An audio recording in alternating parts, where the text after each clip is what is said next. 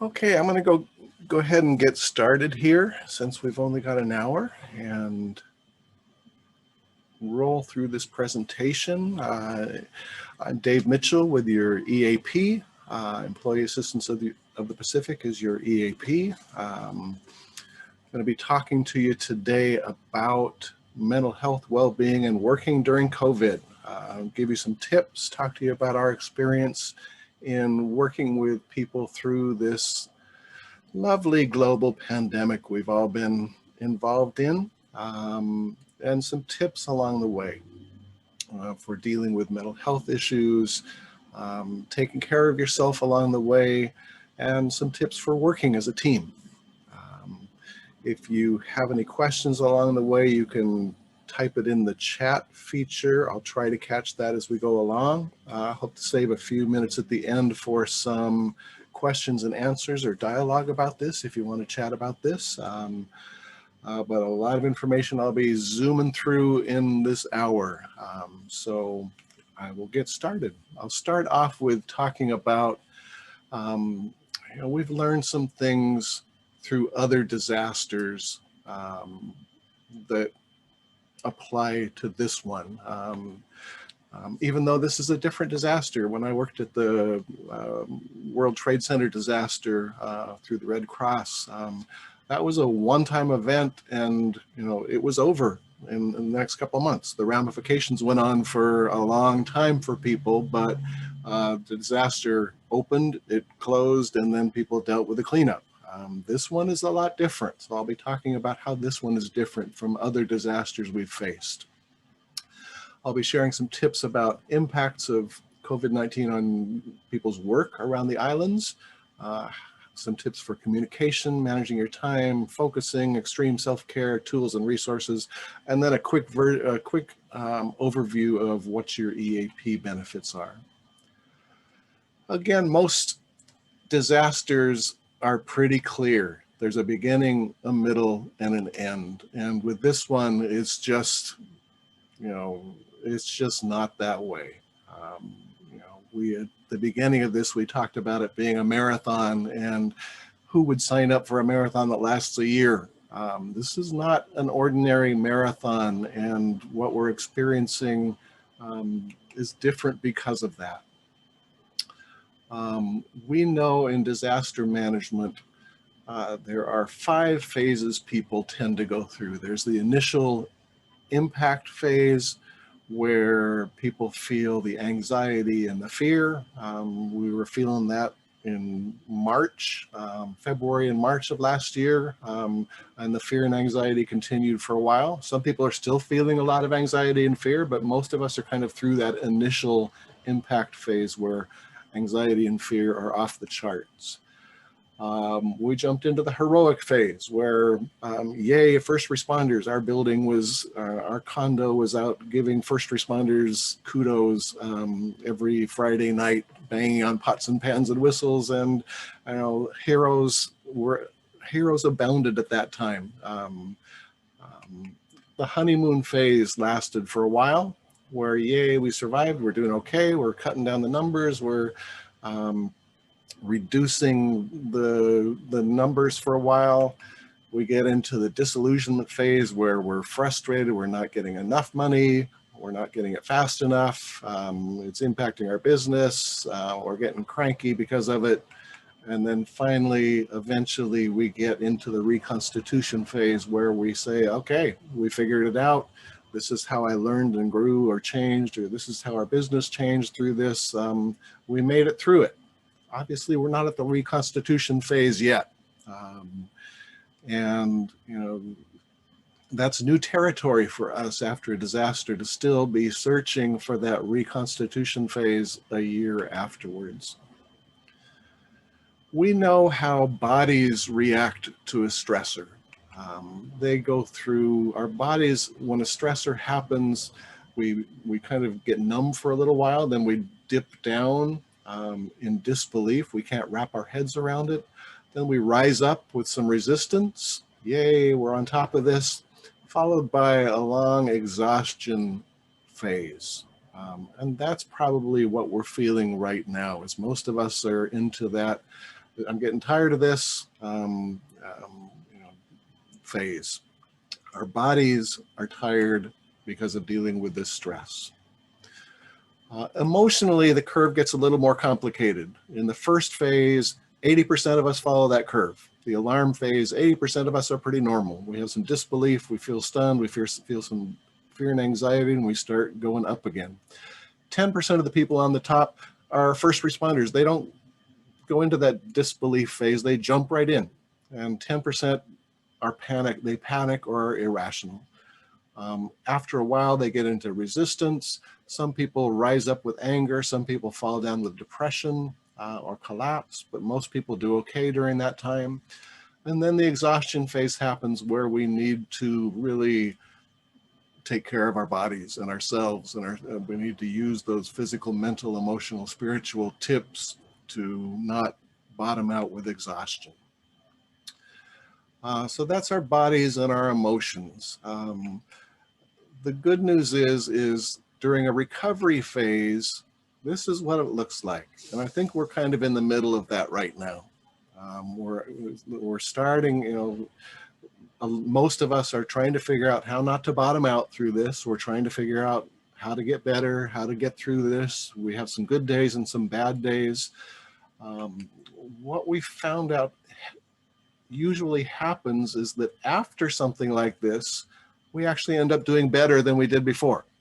That's the good news about people, is after a disaster, once you go through all this stuff, you actually come out doing better.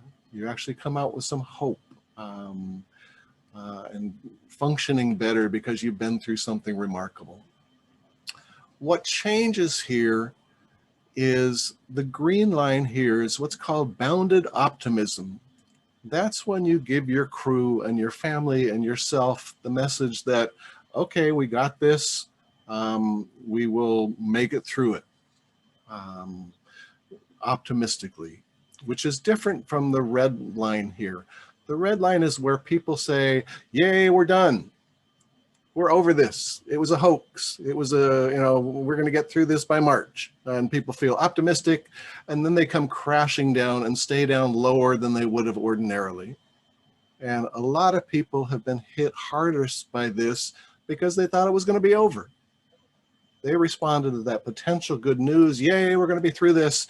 And now they're not feeling, they're feeling even worse than they would have without that advice, because they were lied to, or they feel tricked, or they feel like they're not recovering fast enough and doing better.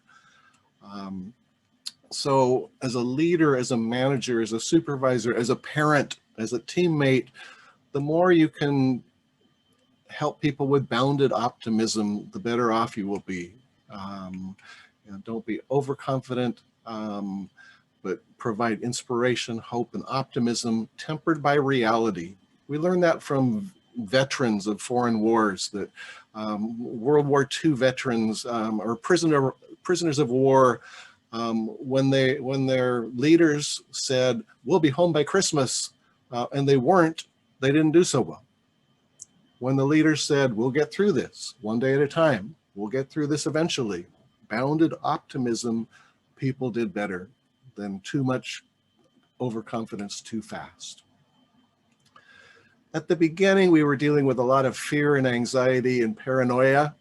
We still are. Fear is a good thing. Fear is a healthy thing. Fear wants our brain to take action. Fear is why we wear a mask. It's a scary virus. Anxiety is something else entirely.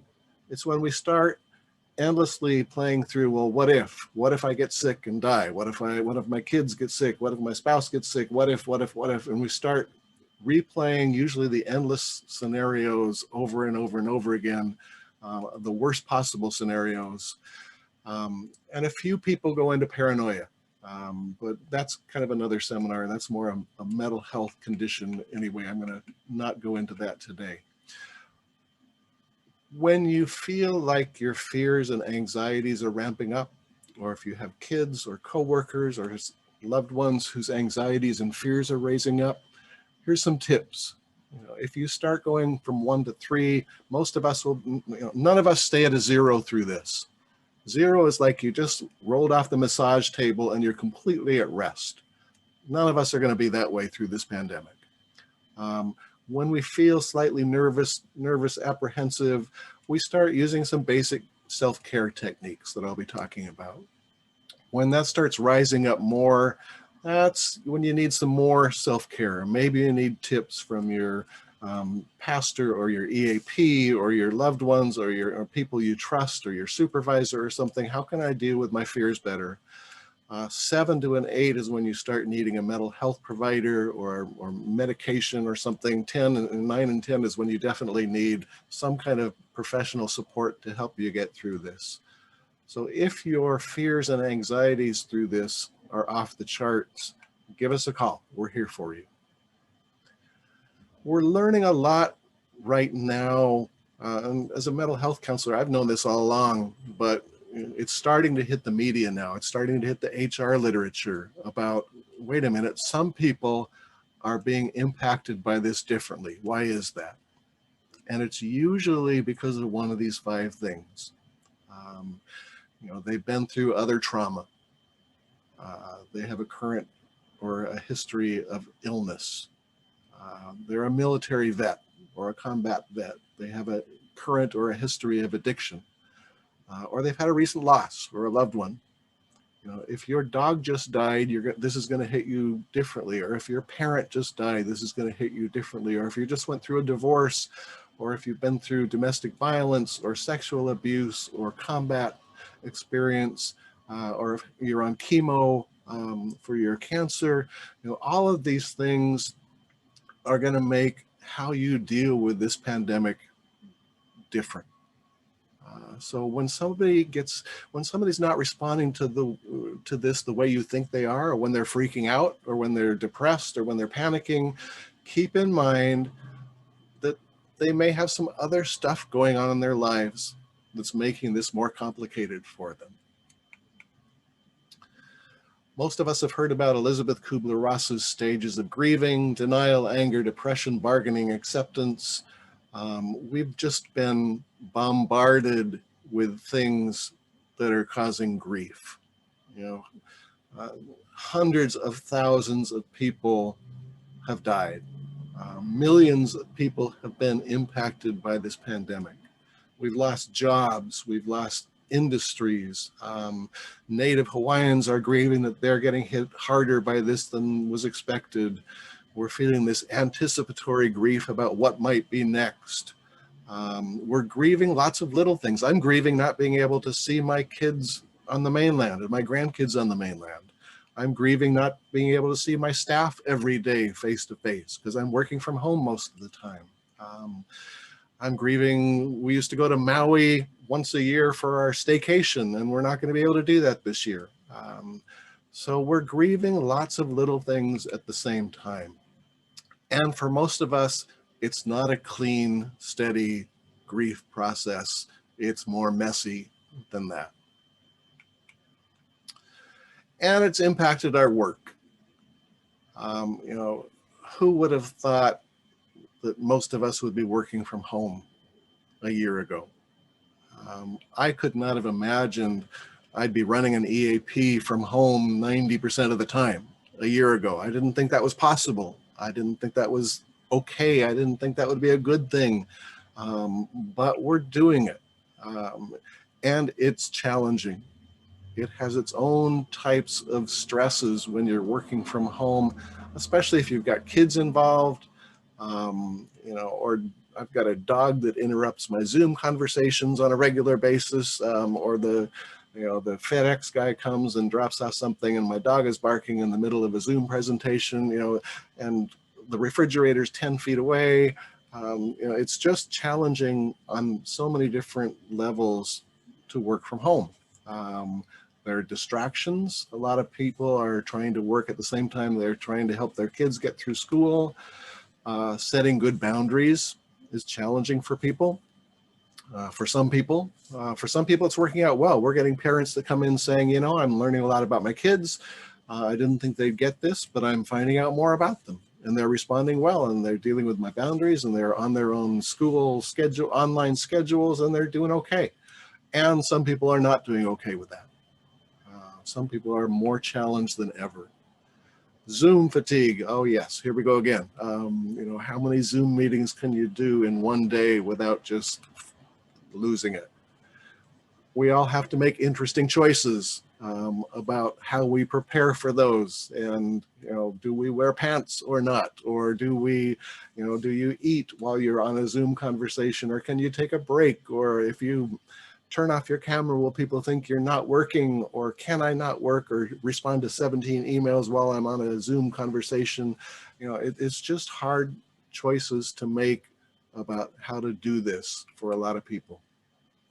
And even if we do go to work part of the time or all the time, how do you stay 6 feet away? My staff used to have lunch together on a regular basis, and we haven't done that in coming up on a year.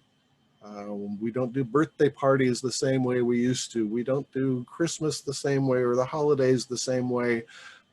Social distancing has really been a challenge for a lot of people. So what can you do?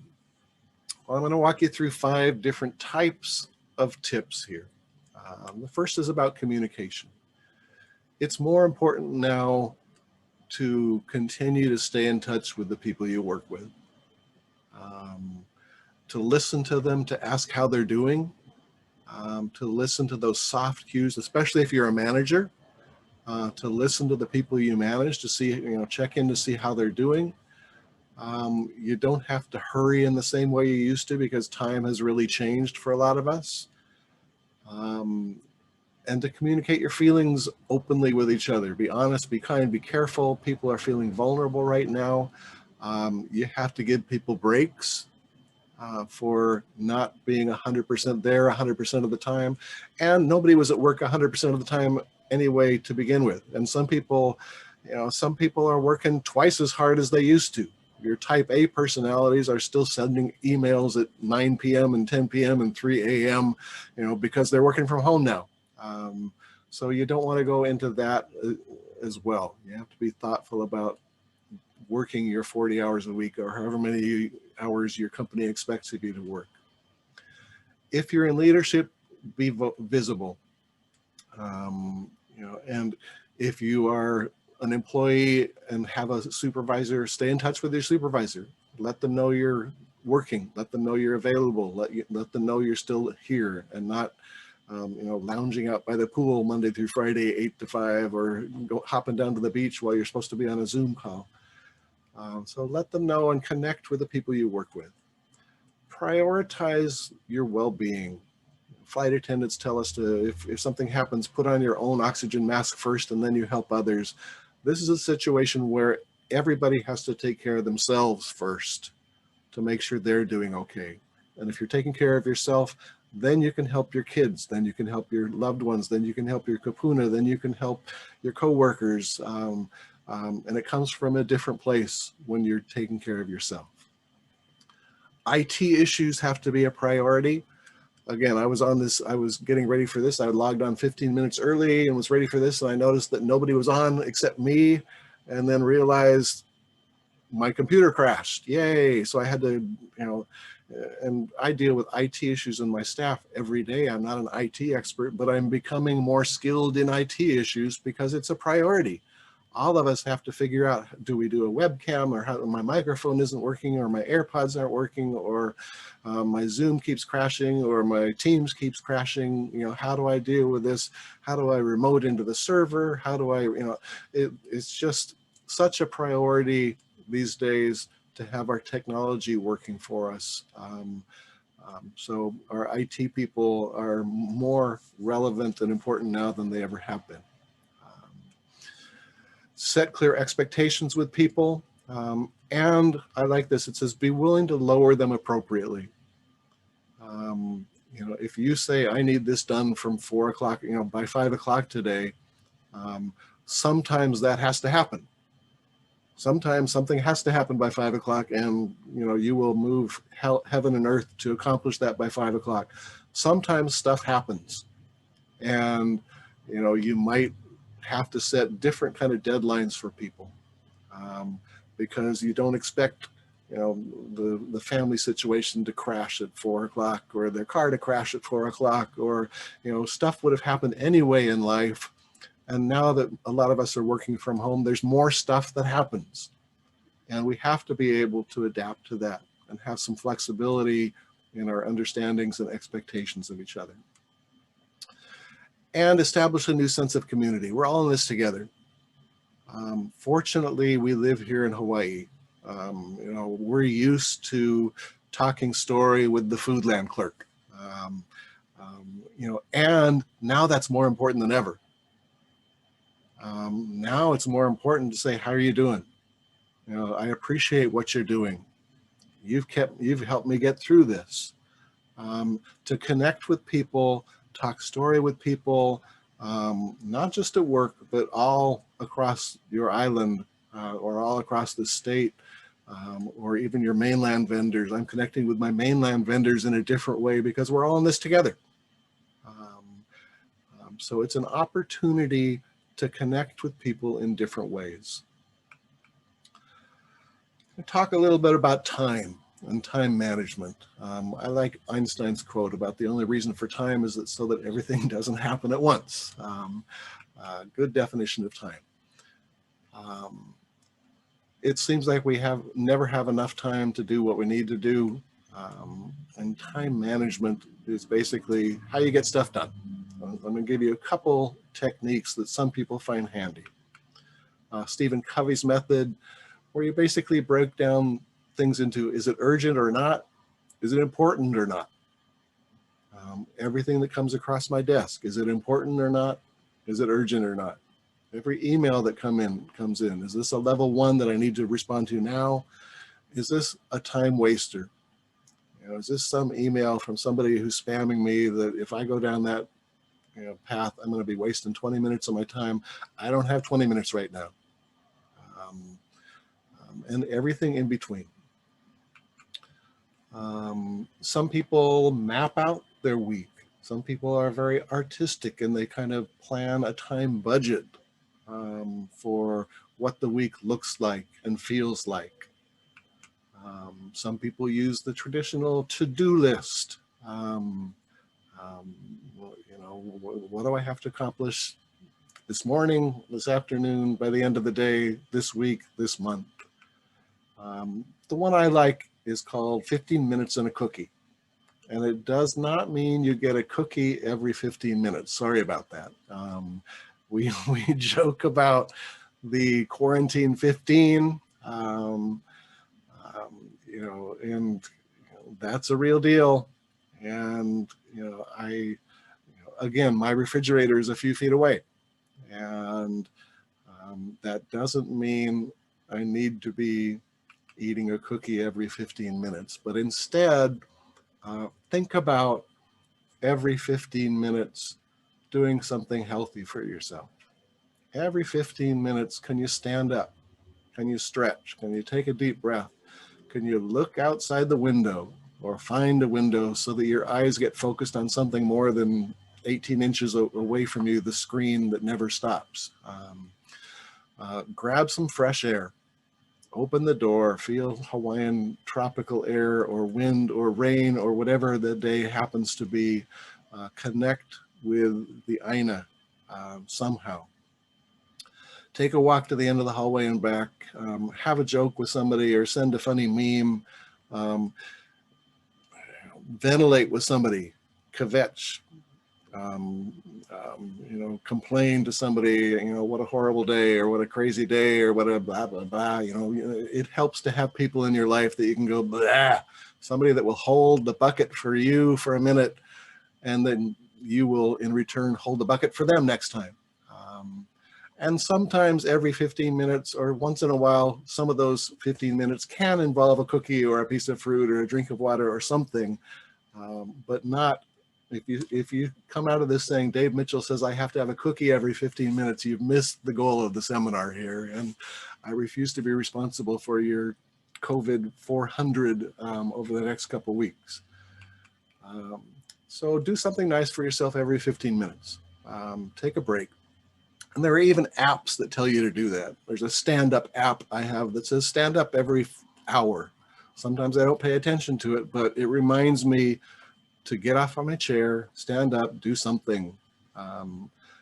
Otherwise, you know, when I worked at the office, I would get up, go to the copy machine, get up, go to the kitchen, grab a cup of coffee, get up, talk with people, get up, check the mail.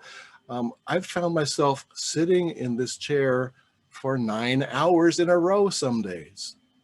You know, and that's crazy. And that's not good for my body, and my back hurts at the end of the day. And, you know, I understand why people want to do medical marijuana at the end of the day, every day. And, you know, it's just hard on your body to sit there for 8 hours a day. So when you find yourself doing that, make a healthy change and do something different. Number 3, watch out for distractions. And there are more of them. I don't know if there's more of them at home, but there's different ones at home than there were at work, where your flow is interrupted. You know, I used to be able to go into my office and nobody would bug me for an hour. Here at home, that rarely happens. You know, my wife comes in and wants to get the printer, to get something off the printer that she printed, or my dog barks at somebody, or, you know, there's construction going on across the street, or a siren going around the block, or, you know, there's just endless distractions at home, and the refrigerator. So be thoughtful of that. Catch yourself procrastinating and wasting time. The United Nations came out with a great screening inventory for managers, saying track during your free time nowadays, are you 100% at work, or 50% at work, or 30% at work? And I've really had to ask myself that when I'm not actually on the phone or typing something on my computer, and, you know, between tasks, how much of my brain is at my work? And it's less than it used to be. When I was at the office, I used to be pretty much focused on work for 8 hours a day. And I'd have obvious distractions and phone calls and that sort of thing. But at home, there are just more ways to procrastinate, to waste time. And that's why a lot of people find themselves working at 5 in the morning, or 5 at night, or 10 at night, because we feel guilty about, I wasn't there 100%. And these are different times. So just be more thoughtful about distractions. You know, use them wisely. Take breaks every now and then. But if you find yourself checking out more often than not, you know, you may need to take a look at that and manage your distractions in a different way. The 4th is extreme self-care, and what we call avoiding the rabbit hole. There's so much of a tendency during this to just start circling the drain and going down the drain. And that's the disaster within the disaster. If you find yourself circling the drain during this time and just saying, oh, well, whatever, maybe I'll retire next week anyway. Or, you know, nobody will care if I only work 10%. Or, you know, my marriage isn't that important to me, or my kids aren't that important to me, or my dog isn't that important to me, or my body isn't that important to me, or my weight isn't that important to me. We just start circling the drain. And this is a great time during this pandemic, during this ultra marathon, if you will, to take time to take stock. How's my life going? What are my needs? What do I need to do to take care of myself? Do I need extra support? You know, and that could be EAP, that could be checking with friends or grandkids or kids, or Zooming with people you care about. This is a unique time to find new ways of being in the world and growing through this. And we've seen people in EAP that, you know, have been challenged to the point where, you know, just life is hell for them during this time. And we've seen people who are really growing and thriving during this time for whatever reason. So it's possible that both can happen. And what we want to do is help you do better through this, help you figure out what you need to figure out, help you figure out how to have a better life through this. I talked with several, again, I'll talk about the World Trade Center again, several friends and coworkers and colleagues were there at 9/11 when the planes hit the buildings, and they had a rough time recovering from that. And it's been far enough along that they say, this is how I'm different. I'm stronger because of that. Or I learned that life is short because of that. Or I learned to always hug my kids before I leave at night. Or I've learned, they've learned something through that horrible trauma that has made their life better. And that's been the overall case after every disaster. People tend to be pretty resilient, but only if they're practicing good self-care practices and what I call extreme self-care practices. And that's taking care of your body, your emotions, your brain, and your spiritual side of yourself. Spiritual doesn't have to mean God or religion. It can mean meditation or breathe or yoga or breathing. There's lots of ways you can accomplish all four of those things. But check in with yourself on a regular basis and say, what am I doing to take care of my body this week? Or what do I need to do? What am I doing to take care of my emotions? Do I have a place to yell or cry or scream or sob or blow up at the, I don't want to say kick the dog because dogs don't deserve that, but how can I express my emotions in an appropriate way so they don't stay bottled up? Mental, what am I doing to learn? What am I thinking about these days? Is it only about how horrible life is, or do I need to find a new book to read, or get a new app for my computer that challenges my mental being? Spiritual, am I taking care of my inner self? Am I meditating? Am I pausing to pray? Am I talking to my spiritual advisors? Am I, what am I doing to take care of that part of myself as well? And if you believe you're doing all four of those well, you're doing great. And if you find there's one of those that needs some work, this is the week to start working on that. So that's your challenge for this next week is to, which of those do I need to beef up? If I want to practice extreme self-care, and extreme doesn't mean my needs are more important than everybody else's on the planet. Extreme means, okay, these are different times. I need to take my self-care to a different level. What can I do? Can I beef up my physical, mental, emotional, or spiritual needs this next week? We've learned that, in the case of a physical threat, all of us have heard about the whole fight or flight or freeze thing. That when a saber-toothed tiger comes, you either get ready to fight it or flight, run away, or freeze. There's been some interesting research done that says women do this differently.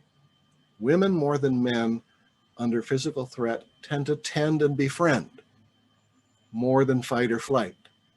This is maybe why women live longer than we men do. But women under stress tend to take care of each other. And that's a good thing. So it's something men can learn about. And it doesn't matter whether you're donating to charity or sewing a mask or calling up a friend or being nice to a stranger, sending a funny meme or a YouTube link or something to a friend. We all need to be better at the whole tending and befriending during these times than the whole fight or flight. So ask yourself what you're doing to take care of other people during this time, because that's really going to help you get through this. In any disaster, there are heroes and there are looters. I've responded to tornadoes and hurricanes where you see the first responders there and you see the people that are stealing. I was a supervisor at 9/11 when I had a group of counselors come in to volunteer. 90% of them were there to help. 10% were there just to get the t-shirts. So you see the good guys and the bad guys in any disaster. You see the people that exploit the disaster for their own personal gain, and the people that become heroes and do better and help others. So make sure you're in the hero category, not the looter category. The other tip is to use whatever tools you've got in your toolbox to do better and to add more. You know, if all you had is plumbing tools before, you need to add, you know, maybe a raft or a bucket or some, you know, an umbrella, things like that. Figure out who you need to use as a backup during this time. Who supports you? Who's there to listen to you? Who do you support? But who's in your corner during this time, and expand that if you need it. Gallup came up with 5 ways we can all take care of our well-being. We've got a book on our website called 52 Weeks of Well-Being you can download to help you with all 5 of these.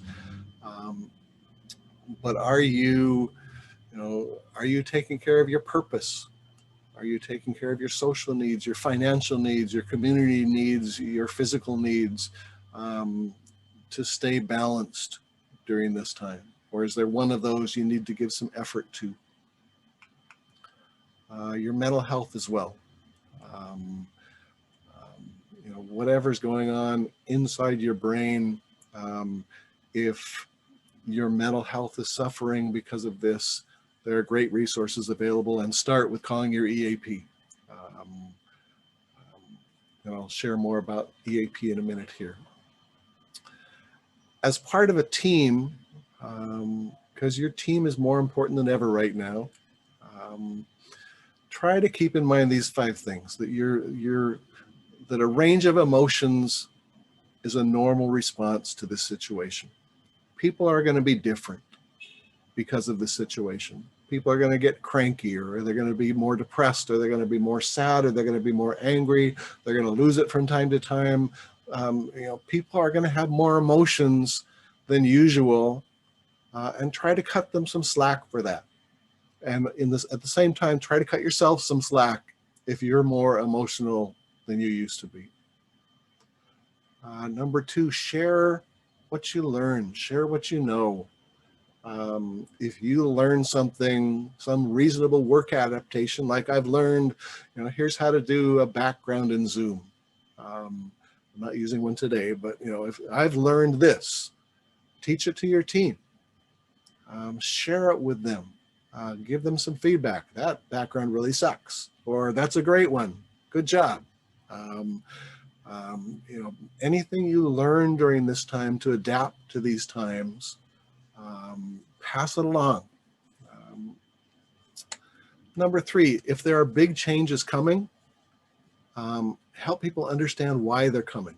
You know, especially if you're a manager and you're trying to roll out some new change at work, help them understand why. And people will do better with that change if they get why it's coming. Promote resilience. You know, that's the more you can become a resilience expert during this time, the better off you'll be, and the better people will respond to you. If you set manageable goals, if you keep your optimism going, if you keep yourself safe, if you find creative ways to give and receive emotional support, you'll do better. You'll be more resilient. You'll pass that on, and people will notice that about you. And give other people credit when you see them doing something towards their resilience as well. You know, that's a great idea. Thank you for sharing that. Or, you know, I see you doing that and it's made you a better person. Yay. Or it's made you better at your job. Hooray. Or it's made you, you know, I see where you've learned from this how to deal with your kids. Yay. Or how to deal with your dog barking, or how to deal with your technology issues, or how to, you know, or you got 2 new clients this week because of this, and you know how amazing that is for a business and for you. And you know, the more you can become a cheerleader for resilience, the more your whole team will do better. And that ties in with number 5, check in with each other. Provide information, support, and encouragement. We do a team meeting once a week. It was right before this, as a matter of fact, where we check in with a Zoom with our team. And we talk about how it's going. And as the manager, as the leader, as the owner of the company, I want to support my team. And it's also important to share my stress up to a point. It's important to say, this has been stressful for me. Has that been stressful for you guys? Or here's what I've been challenged by. Do you guys have any solutions for that? What have you found helps? So you're honest to a certain degree about what's going on with you to promote other people sharing with each other. You don't want to download to your team how horrible your life is, but you want to share with them and provide information, encourage them, provide support, encouragement. That's what we all need during this time. And all the literature that's coming out from the HR field is all about providing encouragement to your teammates. You'll see that in every article on mental health, that if a manager is listening and encouraging their team, they'll do better. And even if you have a horrible manager, which I know there aren't any at DTRIC, but even if you have a horrible manager that doesn't encourage you, that doesn't care about you, you can provide that for other people. And there are other people in the organization that can encourage you and support you. There's lots of support and encouragement out there and available if you look around. A few more tips. Watch out for keeping the news on 24/7. There have been times where I have just had to turn off CNN because it's just too much. Or I love Rachel Maddow, but there got to a point where I couldn't listen to her for a while because it just made me angry every day. And I'm sure that's true with Fox News and whatever news source or media you get.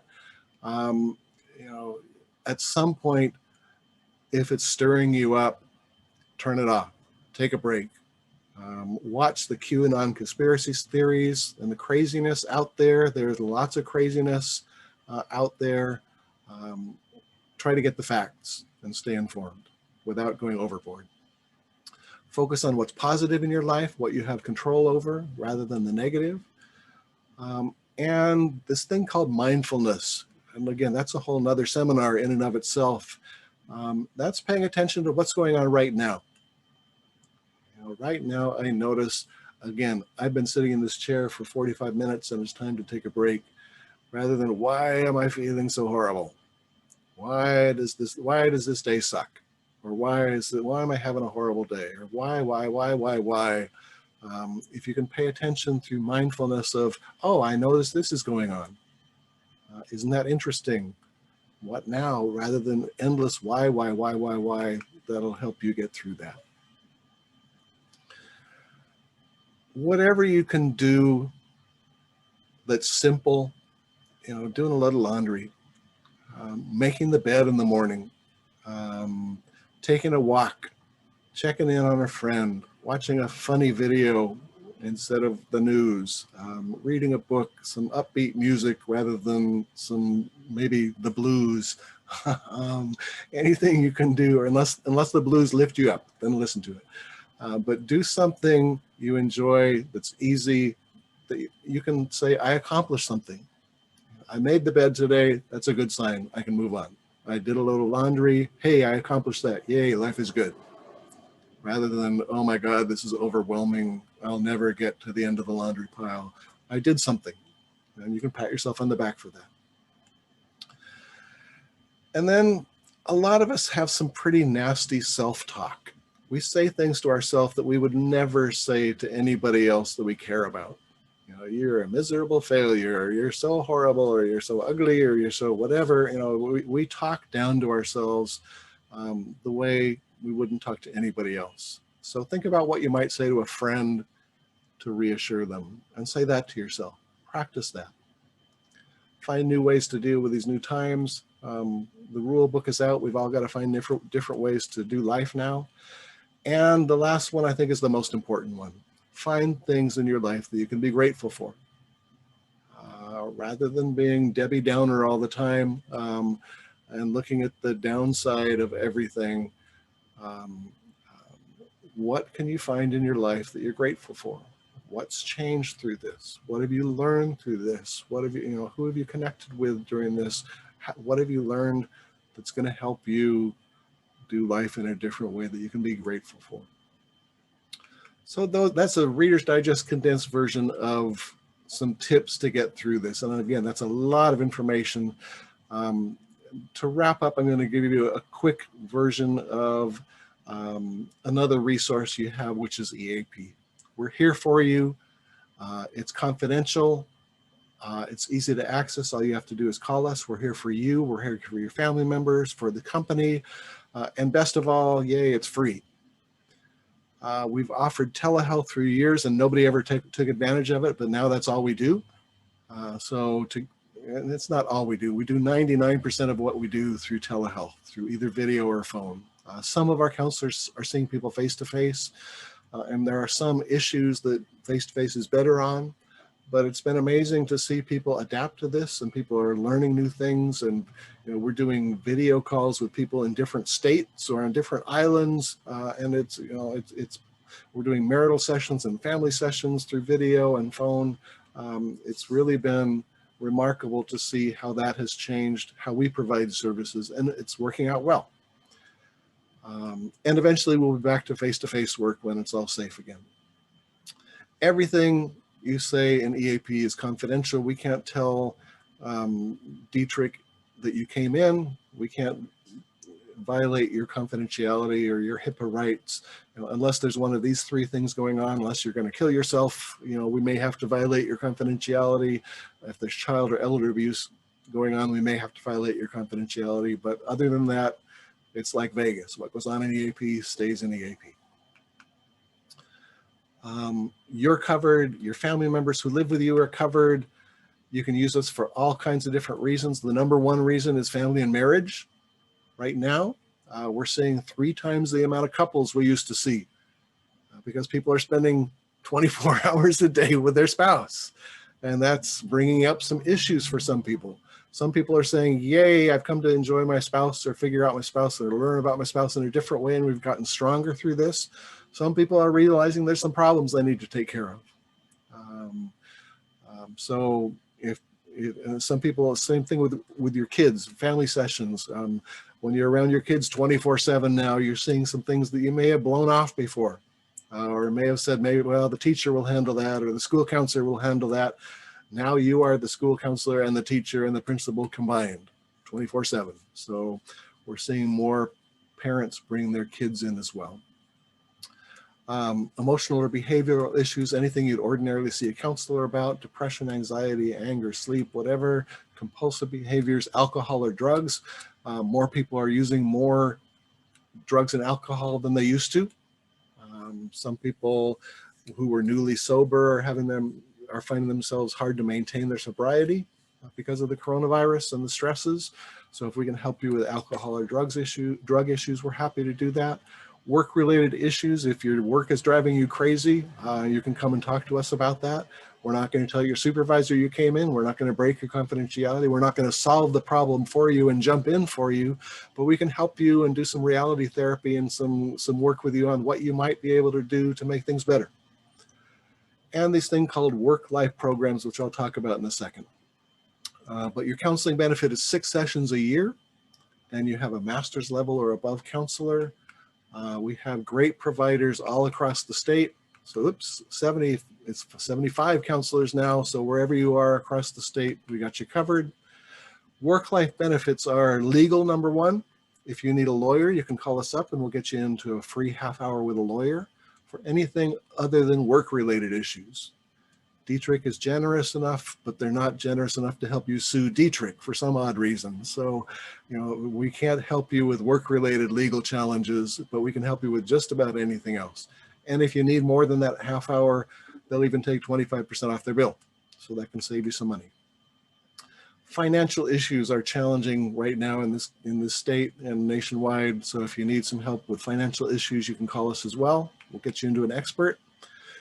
We have a great partnership with Kelly Healthcare Navigation. So if you've got kapuna at home, or sick kid in the hospital, or need somebody to help you with healthcare issues or assisted living issues or home healthcare issues, that sort of thing, you can trade out some counseling hours for some time with Ho'okele.